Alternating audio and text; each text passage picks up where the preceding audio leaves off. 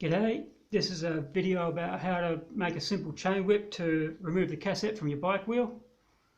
I've seen a few videos online. I really like the one by Avid Biker. I like the process he went through trying to come up with a solution, but in the end I thought his solution was probably a little bit more complicated than what it needed to be.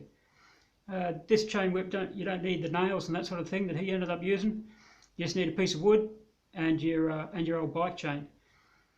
This bit of wood here, it's about 20 millimeters thick. The chain's going to run along the top of this, so it needs to be wider than the chain. This is about twice as wide as the chain, I guess. This here is about 40 millimeters, but that's not so important as long as the piece of wood's strong enough when you put pressure on it that it's not going to snap. So 40 millimeters here is working good for me. This angle here, that's really not got anything to do with it. That was just the angle of the piece of wood I had lying about. So this would be square cut here. It still works the same, doesn't matter. The only thing I've really done to this is cut a groove in it. This is the handle end. I've cut a groove there all the way around.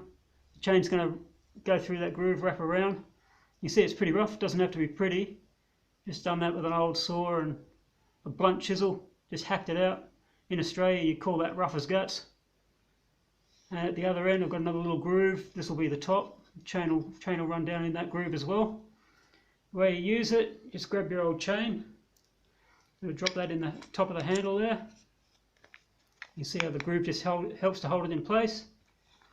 Down the other end, I'm going to make the chain around about as long as a piece of wood.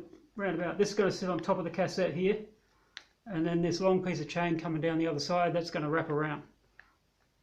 So just grab that like that. I'm going to stick this on the second to top cog. Big, about as big as you can get. Gives you better leverage. This here is going to wrap around the cog as well. Bring it back this way.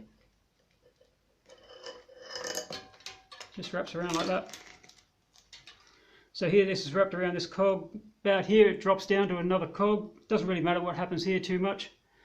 There's no real pressure there. The rest of the chain just hangs down. All the pressure's down here. These first few links around here and up here on the top end. So we're going to put pressure on this.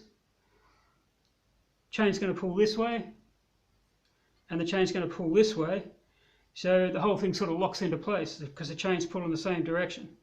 So you can see even now I can let it go, it'll just sit there because it's already sort of locked onto the cassette. So I just grab my spanner now, grab my chain whip, already got my lock nut tool in place, put a bit of pressure on that and you're sorted. Don't think you really probably get more simple than that as a chain whip. Pretty inexpensive, as long as you've got a way to cut these grooves in, you should be right. Okay, hope you like it. Have a good one. Catch you later.